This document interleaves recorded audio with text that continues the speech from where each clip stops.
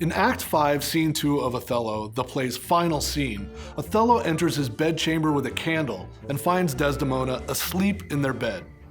He won't shed her blood, he whispers, but he must kill her or else she'll betray more men. He kisses her, she wakes up, and he encourages her to confess her sins. He tells her he's going to kill her and brings up the handkerchief. She pleads with him, saying, "I never did offend you in my life, never loved Cassio, but with such general warranty of heaven as I might love. I never gave him token." He refuses to believe her and smothers her. He closes the curtains around the bed and lets Emilia in, who discovers Desdemona nearly dead. Desdemona professes her love for Othello and tries to take the blame for her death. After proclaiming her guilt, she dies. When Othello tells Emilia he killed Desdemona because of an affair with Cassio, Emilia, who knows this is a lie, realizes her husband is the culprit. She cries out, "Murder!"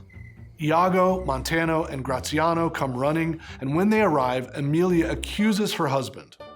Othello, finally realizing the truth, tries to attack Iago, but is disarmed by Montano. In the confusion, Iago stabs Emilia, dealing her a fatal wound. He flees but is caught. Othello again attacks and wounds him. When pressed, Iago refuses to explain why he did the evil things he did.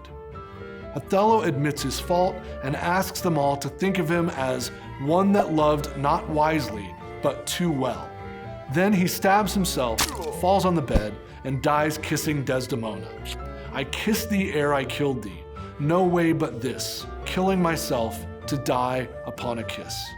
Lodovico brings the blame squarely down on Iago. He tells Montano to make sure Iago is tortured and declares that he'll bring the sad news to Venice. The scene begins with Othello holding a candle, which he uses to construct a metaphor for killing Desdemona. If he puts out a light, he can put it on again. But if he snuffs out her life, he can't bring her back to life. Yet despite his reservations, in the end, he decides to go through with the murder. One of the most difficult issues in the play's resolution is Desdemona's lack of resistance. She tries to talk him out of his violent intent, but she doesn't do anything about it. She doesn't call out or try to escape. Why such fatalism?